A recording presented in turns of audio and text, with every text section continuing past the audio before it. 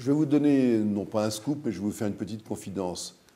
La police aurait sans doute préféré attendre 24 heures de plus pour vraiment bien ficeler son affaire. Finalement, il n'y a pas eu de problème. Mais c'est la fuite, les débuts de fuite dans la presse, depuis les interrogations que nous avions, les coups de téléphone depuis la veille au soir, les SMS, les mails que nous recevions, qui ont poussé à frapper le plus vite possible pour ne pas nous retrouver dans des situations qu'on avait connues dans le passé avec des arrestations sous l'œil des caméras, chose que nous n'avons jamais souhaité. C'est plutôt ça qui nous a poussé, plutôt que le fait que ce soit le 11 novembre, jour férié, qui n'a absolument pas joué dans la décision d'interpeller ces gens-là ce jour-là.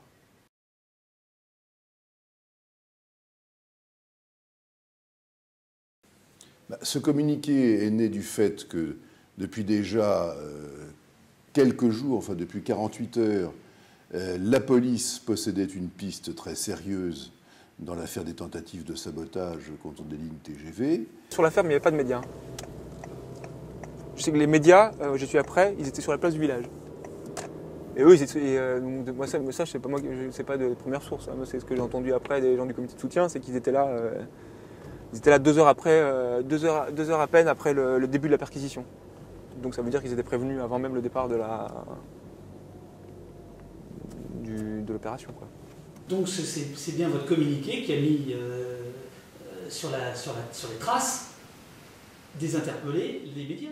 Notre communiqué a donné les informations dont nous disposions après les interpellations, mais parce que, encore une fois, depuis la veille au soir, il se répandait l'idée que des interpellations étaient dans l'air, que nous avions une piste en tout cas très sérieuse, et c'était pour répondre aux demandes que nous ne cessions de recevoir depuis la veille que nous avons publié ce communiqué.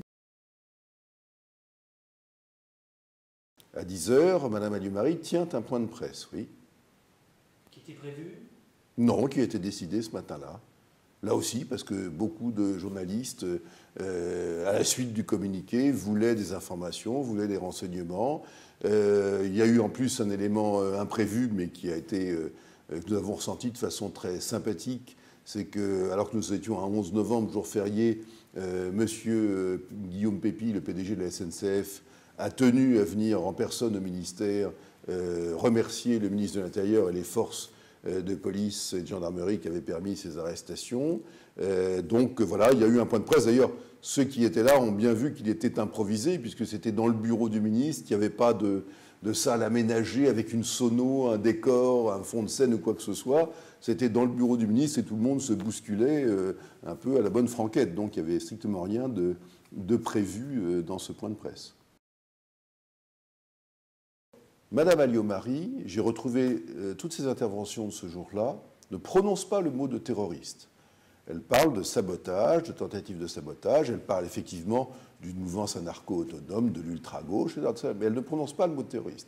Le mot terroriste va venir d'abord parce que la police qui fait l'enquête préliminaire considère, comme l'a dit d'ailleurs le chef de l'unité de coordination de lutte antiterroriste, que ces tentatives de sabotage concertées ayant pour but de provoquer une désorganisation massive, donc éventuellement des remous autour de trafic de la SNCF, que ces tentatives de sabotage rentrent dans ce que la loi de 1996 appelle une entreprise terroriste. Bon, vous pouvez rentrer dedans, et c'est confirmé ensuite par la justice, puisque ce caractère terroriste sera reconnu au moment des mises en examen. Il n'y a pas eu normalement. Nous avons communiqué sur l'enquête préliminaire et sur ses résultats, à savoir l'interpellation. Après, nous ne pouvions plus donner d'informations. Le fait que le ministre de l'Intérieur avait fait cette analyse, qui s'est trouvée justifiée, sur une résurgence d'une ultra-gauche capable de faire des tentatives d'actes de ce genre, peut-être que le fait qu'elle ait mené cette analyse depuis longtemps lui donnait tout à fait le droit de communiquer sur ce sujet, puisque cette analyse se trouvait justifiée dans les faits. Je suis mis dans une nouvelle cellule, je mets 2 jours avant d'arriver à rencontrer quelqu'un, et donc je me rends compte que je suis dans un quartier qui s'appelle isolement médiatique. C'est-à-dire que tous les gens qui sont à mon étage, ils sont tous seuls en cellule et ils sont inculpés dans des affaires qui ont eu un fort retentissement médiatique.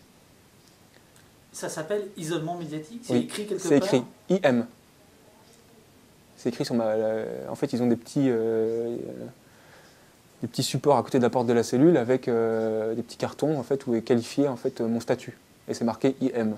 Donc je finis par demander ce que ça veut dire. On me dit c'est isolement médiatique. Donc pendant un moment j'ai peur parce que je suis descendu une fois en promenade, j'étais seul.